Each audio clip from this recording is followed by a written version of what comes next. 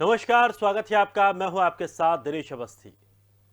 क्या कुछ वक्त से आपको तारीख, नंबर और रोजमर्रा के काम याद रखने में परेशानी हो रही है? अगर आपका जवाब हां है, तो आप अकेले ही नहीं हैं। पिछले 2 सालों में कोरोना महामारी ने हम सभी की याददाश्त को कमजोर बना दिया है।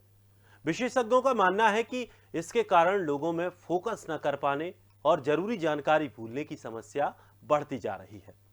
ब्रिटेन की यूनिवर्सिटी ऑफ केंट में साइकोलॉजी के सीनियर लेक्चरर ने बताया कि इंसानों को परिस्थितियों में ढलने की आदत होती है। क्योंकि पिछले 2 साल से लोगों ने जीवन में ज़्यादा कुछ प्लान नहीं किया, तो उन्हें अब ये चीज़ें ना करने की आदत हो गई है। लोग इस तरह का जीवन जीना सीख गए हैं। इससे उनकी याददाश्त और ध्यान लगाने की क्षमता पर नकारात्मक असर पड़ रहा है। यूनिवर्सिटी ऑफ कैलिफोर्निया में न्यूरोबायोलॉजी प्रोफेसर माइकल यासा ने बताया कि मेमोरी का मतलब केवल एक फोटो खींचकर उसे याद कर लेना नहीं है। मेमोरी एक पल को जीने से बनती है। कोरोना महामारी के दौरान लोगों के लिए मेमोरी बनाना बड़ा कठिन हो गया है। उनके जीवन में ऐसा कुछ खास होता ही नहीं जिसे याद रखा जा सके, इसलिए उन्हें कुछ याद ना रखने की आदत हो गई है। तो इससे कितना असर हमारे जीवन पर पड़ा है और कितने लोगों को इसने प्रभावित किया है, इसी पर आज हम चर्चा करेंगे। और सबसे बड़ी बात, आज हम जानने की ये भी कोशिश करेंगे कि हम कैसे उसी दौर में वापस आ सकें जहां हम पहले बहुत सारी चीज़ें यादें रहती थीं, बहुत सारे इवेंट्स हमें याद रहते थे, लेकिन अब शायद कुछ 1-2 वर्ष के बाद हम उन चीज़ों को पीछे छोड़ते जा रहे हैं। तो ये भी कोशिश करेंगे, हम जानेंगे। चलिए मेहमानों से आपका परिचय कराते हैं। हमारे साथ डॉक्टर रश्मि वर्मा, जनरल फिजिशियन, डॉक्टर करण पीपरे, पूर्व अधीक्षक एम्स रायपुर, दोनों मेहमान हमारे साथ जुड़ गए हैं। दोनों मेहमानों का बहुत बहुत स्वागत है। सबसे पहले करण सर, आपसे जानना चाहूँगा, चूँकि 2 वर्ष एक बड़ा समय निकल गया और 2 वर्ष से अधिक का ही समय निकल चुका है जब लोग एकदम अपने आप को अकेला महसूस कर रहे हैं। चूँकि घर से ज़्यादा कहीं जा नहीं पाए, कुछ कार्यक्रम भी हुए, छोटे छोटे कार्यक्रम हुए, उन कार्यक्रमों में भी हो सकता है उनका नंबर आया हो या नहीं आया हो, वो वहाँ पहुँचे हों। बहुत ज़्यादा सीमित एक जीवन शैली बन चुकी है। उसके बाद कुछ लोग कोविड से प्रभावित हुए। कोविड से उबरने के बाद स्थिति ऐसी बन गई है कि लोग आजकल छोटी छोटी सी चीज़ों को भूलते जा रहे हैं। आखिर ये स्थिति क्यों निर्मित हुई, कैसे ये स्थिति बनी और क्या इससे आने वाले समय में हमें दिक्कतें हो सकती हैं?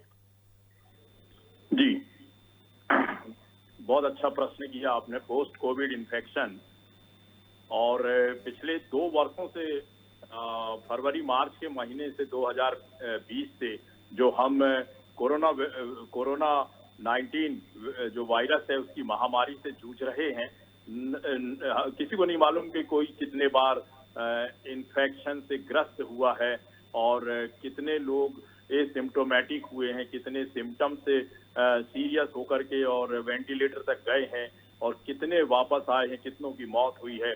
तो ये जग जाहिर हो चुका है। विशेषज्ञों ने भी, दुनिया भर के जो चिकित्सक हैं, वायरोलॉजिस्ट हैं, इन सभी लोगों ने और आप लोगों के माध्यम से, मीडिया के माध्यम से जो स्ट्रक्चर दिखाते हैं, जो एनाटॉमी है, फिजियोलॉजी है, केमिस्ट्री है, ब्रेन की और लंग्स की और गुर्दों की, लिवर की और कोरोना वायरस की और उसका जो असर होता है, कब कब कितने कितने उसमें, और जो फीवर आता, एक्यूट में जो फीवर आता है उसमें, और जो कोरोना वायरस है, कोविड-19 है, जो वो ब्लड के द्वारा और पूरे बॉडी में, ब्रेन से लेकर के, और एंडोक्राइन ग्लैंड्स हैं और लंग बहुत कॉमन और ससेप्टिबल और डेलिकेट ऑर्गन होता है जिसमें इसका इन्फेक्शन होने से और उसमें ईडिमा और स्वेलिंग होने से जो इन्फ्लेमेटरी चेंजेस होते हैं, जो एक्यूट चेंजेस होते हैं और उससे जो सेल्स डैमेज होती हैं, न्यूरो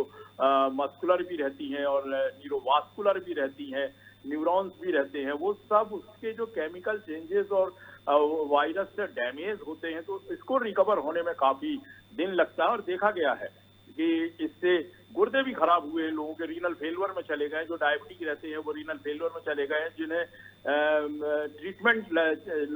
जिनका ट्रीटमेंट होता है उनको डायबिटीज हो रही है, कोरोनरी आर्टरी डिसीज हो रही है, हार्ट मसल डैमेज हो रही है, ब्रेन की जो न्यूरॉन्स हैं जो और नर्वस टिश्यूज हैं, टेम्पोरल लोब है और विजुअल जो होता है एरिया वो है, और मेमोरी का एरिया है। ये सब जो उस समय डैमेज होते हैं, कंफ्यूजन होता है, डेलेरियम होता है, और ब्रेन में बहुत से और जो मानसिक चेंजेस आते हैं वो देखे गए हैं। और जिसमें सबसे पहले जो डैमेज का जो आपको सभी को मालूम है कि टेस्ट में जो चेंजेस आते हैं, टेस्ट बड वगैरह डैमेज होने से स्वाद नहीं आता है, सूंघने का जो रहता है, घ्राण इंद्रियां जो रहती हैं वो डैमेज होती हैं।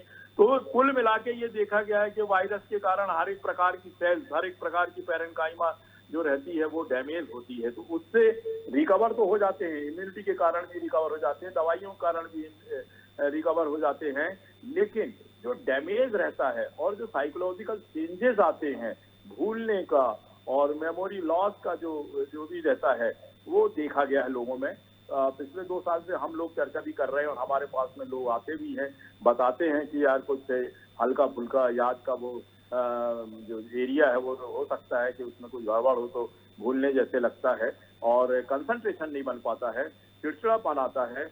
और ये साइंटिफिक स्टडीज जो हो रही हैं उसमें भी ये देखा गया है। हम लोगों ने मेडिकल न्यूज और ये सब पढ़ते रहते हैं, तो उसमें बहुत से लोग चाइना के, ऑस्ट्रेलिया के, अमेरिका के, जापान के, फ्रांस के, ये सब लोग अभी स्टडीज कर रहे हैं, चाहे हमारे भारतवर्ष में हो, स्टूडेंट्स लोग स्टडी कर रहे हैं, नर्सिंग ऑफिसर्स जो भेज करते हैं इस प्रकार के मरीजों को, न्यूरोलॉजिस्ट हैं, साइकोलॉजिस्ट हैं और मेडिसिन विभाग के लोग हैं, और ये सब इसके उस पर रिसर्च कर रहे हैं। और फिर जो इससे ग्रस्त पोस्ट कोविड खत्म भी हो जाते हैं तो उनकी जो ऑटोप्सी मतलब चीर फाड़ के बाद में जो उसकी जो मर्क्यूरी से उसके ऑर्गन्स वगैरह को भी चेक करते हैं, तो उसमें भी पाया गया है कि इनसाइड सेल्स में चेंजेस आते हैं, और चाहे वो ऑल्फैक्टरी एपिथेलियम हो, चाहे पैरेन्काइमा हो, चाहे ब्रेन की हो, चाहे मसल्स के हो, ये सब में। तो उसी के कारण चाहे वो सूंघने की नर्व्स हो, और चाहे वो टेस्ट की हो, चाहे सुनने की हो, चाहे हार्ट की मसल्स हैं, इसमें डैमेज पाए जाने के कारण कई प्रकार की इसमें थ्योरी भी पाई गई है कि neuro Covid happens, neuro Covid कैसे होता है। तो उसका कारण यही है कि एक तो वायरस का इन्फेक्शन और दूसरा सुपर इन्फेक्शन भी बैक्टीरियल भी होता है।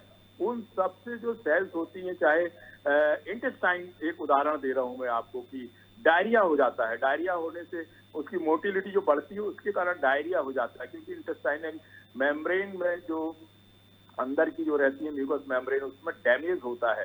तो उससे जो इलेक्ट्रोलाइट्स वगैरह है, वाटर है, प्रोटीन है, विटामिन, वो एब्जॉर्ब भी नहीं होता है, लूज मोशंस वगैरह होते हैं, हेपेटाइटिस हो जाती है, और मायोकार्डाइटिस हो जाती है, निमोनिया हो जाता है। ठीक इसी प्रकार से न्यूराइटिस वगैरह भी डेवलप होती है। तो उसी के कारण जो न्यूरोट्रॉपिज्म करके होता है, जो डायरेक्ट इन्फेक्शन जो जब ब्रेन में होता है वायरस के द्वारा, तो उसमें जो प्रोटीन वगैरह रहती है, उसमें जेनेटिक जो सेल्स होती हैं उसमें क्लम्पिंग होती है, प्रोटीन में मिसफोल्डिंग होती है, ये सब मेडिकल टर्मिनोलॉजिकल है। तो पैथोलॉजिकल प्रोसेस कहते हैं इन सबको, ये होती हैं। और जिस प्रकार से अल्जाइमर्स डिसीज होती है, भूलने वाली डिमेंशिया होता है, उस टाइप का हो जाता है। और जो इन्फ्लेमेटरी रेस्पॉन्स है उसमें ये पॉसिबिलिटी देखी गई कि ऑटो इम्यून और हाइपर इन्फ्लेमेटरी कंपोनेंट जो होते हैं उससे काफी चेंजेस आते हैं। ये सब साइंटिफिक लैंग्वेज और वर्ड्स हैं जो मैं आपको बता रहा हूँ, इसको चिकित्सक लोग ही अधिकांश तौर पे समझ सकते हैं, या जो पढ़े लिखे लोग हैं, जो न्यूज सुनते हैं या न्यूज़पेपर पढ़ते हैं, मेडिकल बुलेटिन पढ़ते हैं, उन लोगों में ये समझ में आएगा कि न्यूरोलॉजिकल डेफिशिएंसी कैसे होती है, विटामिन वगैरह की कमी हो जाती है, और ये जो म्यूकस मेम्ब्रेन में डैमेज होता है और नर्व टिश्यूज में डैमेज होता है न्यूरोट्रॉपिज्म के उससे। तो ये सब सेवरल चेंजेस देखे गए हैं उसमें। बिल्कुल, यानी कि हम सीधा ये भी कह सकते हैं कि कोविड के बाद तमाम परेशानियां आती हैं और ये कुछ दिन तक रहेंगी, जब तक हम अपना जो जीवन है, जो जीवन शैली है, पहले हम जैसा रह रहे थे, दोबारा से हम उसी तरह के माहौल में जब तक नहीं आ जाएंगे तब तक शायद हमें इस चीज़ों से लड़ना भी पड़ेगा। डॉक्टर रश्मि भी हमारे साथ बनी हुई है। डॉक्टर रश्मि, आज हम बात कर रहे हैं जिस तरह से कोविड से ठीक होने के बाद जो दिमागी असर लोगों पर हो रहा है, दरअसल छोटी छोटी सी चीज़ों को भूलना, छोटी छोटी बातों को भूलना, तो ये जो समस्याएं हो रही हैं, इससे कैसे निकल पाएंगे, कितना ये नुकसानदायक हो सकता है, या फिर हम वाकई इसको एक चिंताजनक विषय ना मान? जी। देखिए, बहुत ही महत्वपूर्ण टॉपिक है ये, क्योंकि हम ऑलरेडी कोविड की 2 पीक से गुजर चुके हैं, थर्ड हमारे सामने है, ऑलरेडी हम उससे गुजर रहे हैं। तो किन लोगों को, सबसे पहले किसी भी तरीके के डिस्कशन से पहले मैं ये बताना चाहूंगी कि क्या लोगों को ये पता होना चाहिए कि किन लोगों को इस तरीके की प्रॉब्लम ज्यादा होगी। क्या हर व्यक्ति जिसे कोविड का इन्फेक्शन कभी ना कभी किसी ना किसी पीक में हुआ है, तो क्या हर व्यक्ति को मेमोरी रिलेटेड इश्यूज आएंगे? तो इसका आंसर है बिल्कुल नहीं। तो फिर किस तरीके के लोगों को मेमोरी रिलेटेड प्रॉब्लम्स आएंगे? जिन लोगों को कोविड की इन्फेक्शन के टाइम पे सीवियर कोविड इन्फेक्शन हुआ है, यानी कि ऐसे व्यक्ति वेंटिलेटर पे गए हैं, सांस लेने में तकलीफ बहुत ज्यादा हुई है, या ब्रेन पैरेन्काइमा डायरेक्टली या इनडायरेक्टली इफेक्ट हुआ है। जैसे कोविड की वजह से किसी को इंसेफेलाइटिस अगर हो गया है, या स्ट्रोक हो गया है, या झटका आया उस समय, या अक्यूट रेस्पिरेटरी डिस्ट्रेस हुआ और ऑक्सीजन की कमी हुई, हाइपोक्सिक ब्रेन इंजरी हुई, तो ऐसे व्यक्ति जो विशेष जो हैं, इन लोगों को मेमोरी रिलेटेड इश्यूज ज्यादा रहेंगे। तो ऐसे लोग जो हैं, उनका जो पॉपुलेशन है कोविड इन्फेक्टेड लोगों में बहुत कम है, तो मतलब ना के बराबर लोग होंगे जिनको मेमोरी रिलेटेड इश्यूज होंगे। अब आती है नेक्स्ट बात ये कि क्यों ऐसा होता है, क्यों मेमोरी रिलेटेड इश्यूज आते हैं? क्या वाकई में ब्रेन इफेक्टेड होता है या कुछ और कारण है? तो 2 रीजंस हैं। एक होता है ऑर्गेनिक कॉज, मतलब ब्रेन और ब्रेन से रिलेटेड टिश्यू पे कोविड वायरस का इफेक्ट हुआ है, जिसके कारणवश ब्रेन इफेक्ट हुआ और ये मेमोरी रिलेटेड प्रॉब्लम्स आने लगे। दूसरा साइकोलॉजिकल रीजन, मैं आपको बताना चाहूंगी कि मैक्सिमम लोग जो कोविड के बाद मेमोरी रिलेटेड इश्यूज से सफर करे हैं, उनमें साइकोलॉजिकल रीजन बहुत ज्यादा पाया गया है। काफी शोध हो रहे हैं, रिसर्चेस हो रही हैं और ये ज्यादा पाया गया है। तो होता क्या है एग्जैक्टली? रोजमर्रा के जो कार्य है हमारे, जैसे कोई चीज है, सामान रख दिया, हम भूल गए, या कोई किसी पर्टिकुलर टाइम पे कहीं पहुंचना था, हम नहीं पहुंच पा रहे हैं, या कोई चीज है, चैप्टर है, हम नहीं याद कर पा रहे हैं, तो ये छोटी छोटी चीजें हमें दिक्कत लाना शुरू होती है। या कॉन्सेंट्रेट नहीं कर पाते हैं, हम फोकस नहीं कर पा रहे हैं, मल्टीटास्किंग, बहुत सारे लोगों को आपने देखा है और आपके कार्यक्रम के माध्यम से मैं कहना चाहूंगी कि बहुत ही गलत प्रैक्टिस है।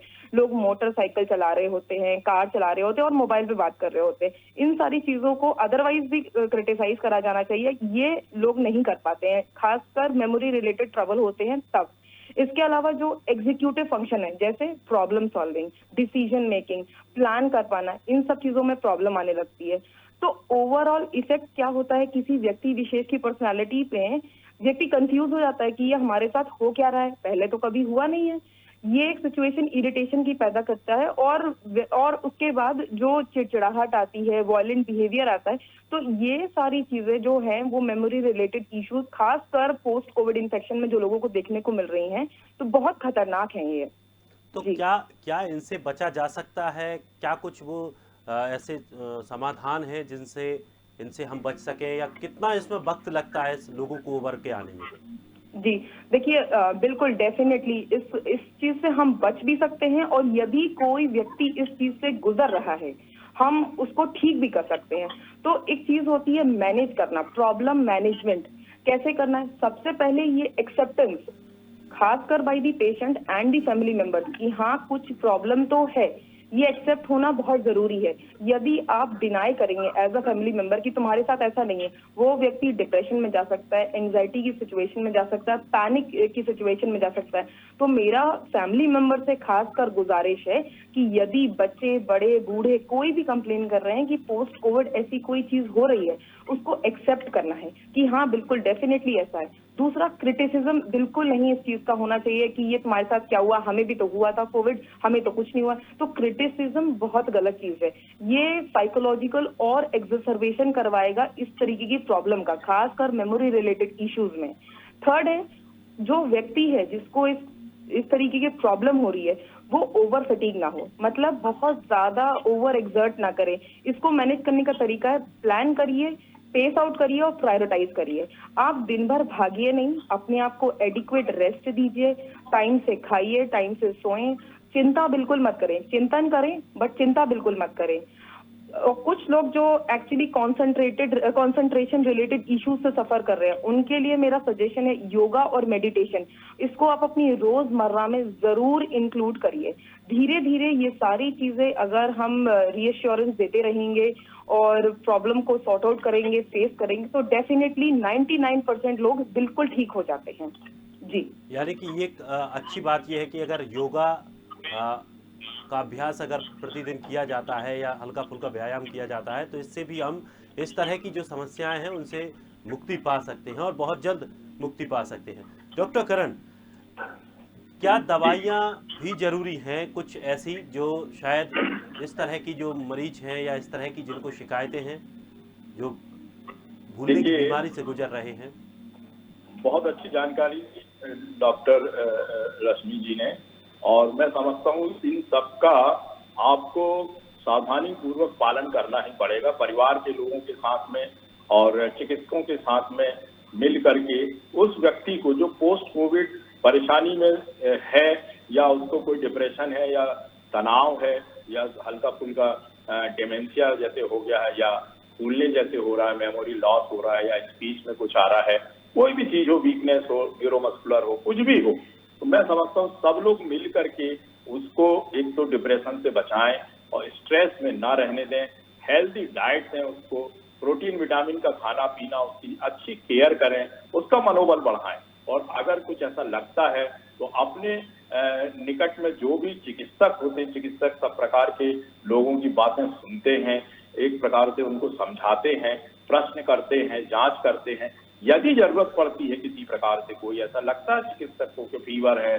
सर्दी खांसी है, जॉन्डिस है या डायबिटीज है या हार्ट का प्रॉब्लम है या जोड़ों में दर्द है, तो उससे संबंधित वो दवाइयां देगा या फिर आपको उचित जांच और इलाज की सलाह देगा, नंबर 1। नंबर 2, यदि आपका हल्का फुल्का है ये सब, तो आप प्रतिदिन जो भी व्यायाम कर सकते हैं, रनिंग है, जॉगिंग है, हल्के से शुरू करके धीरे धीरे बढ़ाएं।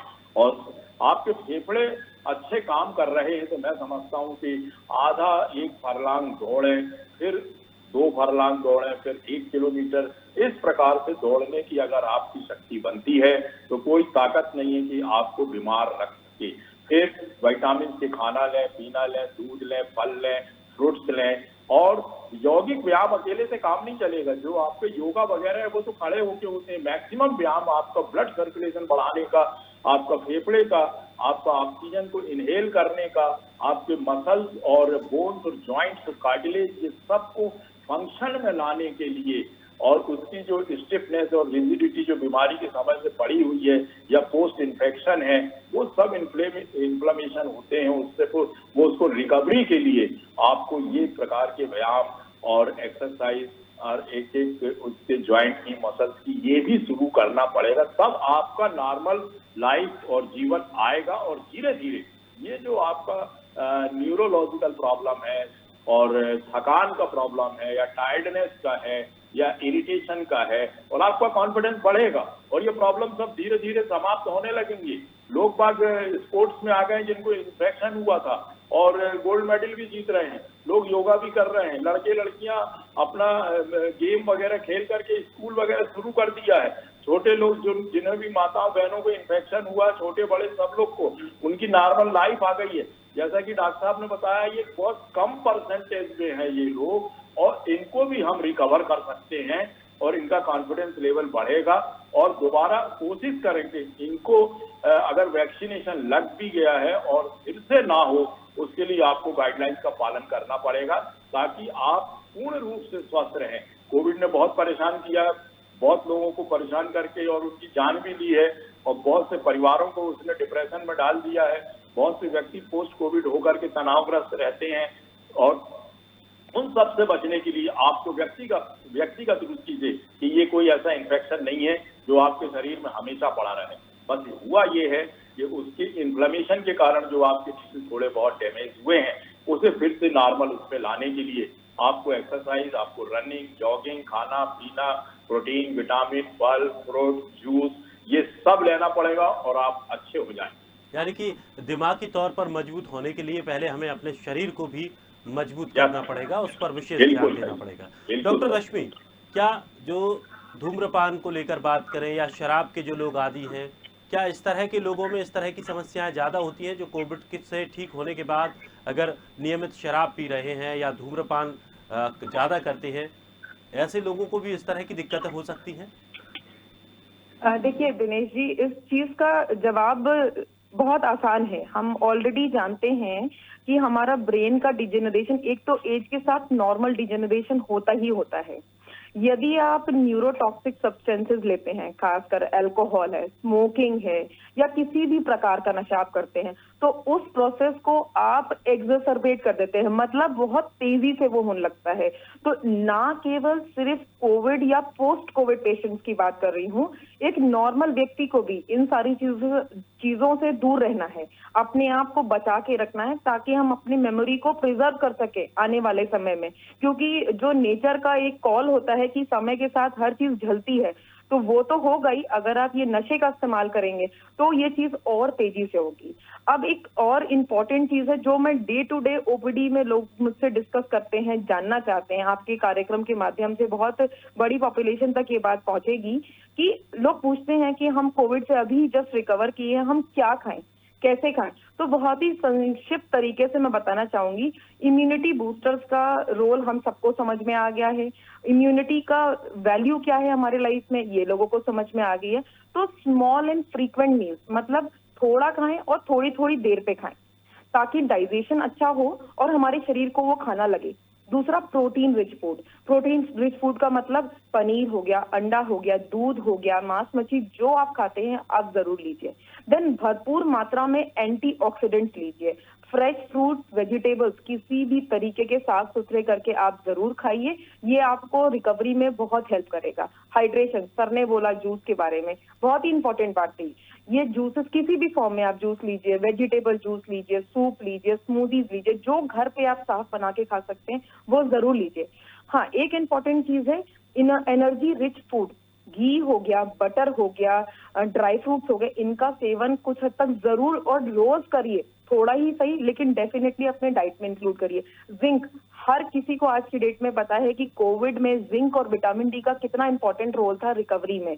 तो राजमा, चना, बादाम, चीज, मिल्क, खासकर मिल्क की बात कर रहे हैं तो जो गाय का दूध है ये अमृत के समान होता है, आप जरूर लीजिए। इसमें विटामिन डी भरपूर मात्रा में होता है। दही हो गया, मशरूम हो गया, सब अंडे का जो पीला पार्ट है, ये सारी चीजों को अगर हम अपने डाइट में इंक्लूड करते हैं तो डेफिनेटली धीरे धीरे रिकवरी जो हो रही है इसके साथ थोड़ा पेस आउट हो जाएगी और डेफिनेटली मेमोरी रिलेटेड इश्यूज में भी हेल्प करेगा।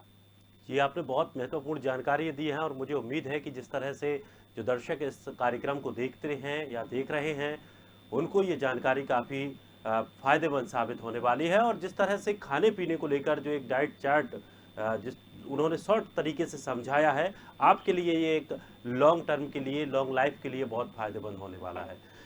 डॉक्टर करण, आप कुछ कहना चाह रहे थे?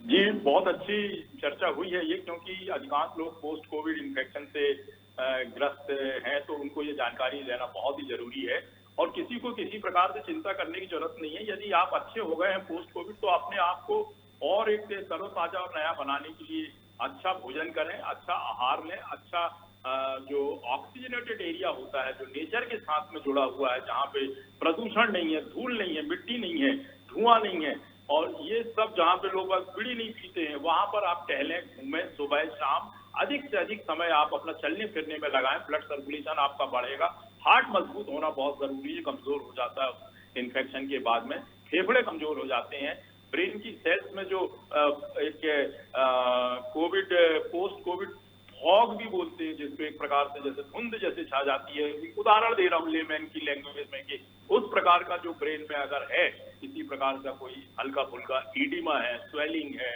इन्फेक्शन है, इन्फ्लेमेटरी चेंजेस हैं, ये सब दूर हो जाएंगे। आपकी बॉडी की इम्यूनिटी, शरीर स्वयं अपने आप जो शरीर के अंदर जो विकार आता है, जो बीमारियां आती हैं, जो कीटाणु आते हैं, जो उसके द्वारा उत्सर्जित जो केमिकल्स होते हैं, जो प्रोडक्ट होते हैं, उनको सबको स्वयं का शरीर, ईश्वर ने इस प्रकार की शक्ति दी है आपकी बॉडी में, आपकी इम्यूनिटी सिस्टम में, ये सबको वो नॉर्मलाइज कर देता है, रिकवर हो जाता है। जिस प्रकार से कभी कोई कट जाता है, उसमें स्वेलिंग आ जाती है, उसमें ईडिमा आ जाता है, उसमें इन्फेक्शन भी आ जाता है, कभी कभी पल्स भी देखने को मिलता है। उसके बाद भी इलाज नहीं कराते, एंटीबायोटिक नहीं लेते ही, थोड़ा को उसको जो वूंड रहता है उसकी ड्रेसिंग भी नहीं करते हैं, बस नहाते धोते हैं, धीरे धीरे साफ सफाई करते हैं, उसमें कोई गंदगी नहीं होने देते और 7-8 दिन के अंदर वो कटा हुआ ठीक हो जाता है। ये बॉडी खुद उस मैकेनिज्म से बिल्कुल, लेकिन अपने उससे फाइट पहले करती है और अच्छे हो जाती हमें है। शरीर को तैयार करना होगा। इस तरह की प्रतिरोधक क्षमता शरीर में कैसे आए, वो खान पान करना होगा, शरीर को व्यायाम में ढालना होगा, जिससे कि हमारे शरीर में जिस तरह की पॉजिटिव एनर्जी आएगी तो हम इस तरह की बीमारियों से लड़ने में सक्षम हो सकते हैं। आप दोनों ने समय दिया, बहुत बहुत शुक्रिया और बहुत महत्वपूर्ण जानकारियां दी। मुझे उम्मीद है कि दर्शक जो इस कार्यक्रम को देखेंगे या कार्यक्रम जो अभी देख रहे हैं उनके लिए ये जानकारियां काफ़ी महत्वपूर्ण साबित होने वाली हैं। तो फिलहाल आज हम कोरोना के बाद जो तमाम इफेक्ट देखने को मिल रहे हैं उस पर चर्चा कर रहे थे और तमाम ऐसी बातें हैं और सबसे बड़ी बात यह है कि सबसे पहले शरीर को आपको सुरक्षित, मजबूत, तंदुरुस्त बनाना है। तो जो दिमागी बीमारियां, हल्की फुल्की जो कुछ ऐसी चीज़ें, बीमारियां जो लगती हैं वो अपने आप दूर हो जाएंगी। फिलहाल इस खास कार्यक्रम में इतना ही। ताज़ा तरीन खबरों के लिए आप बने रहिए स्वदेश के साथ। सबसे पहले देश।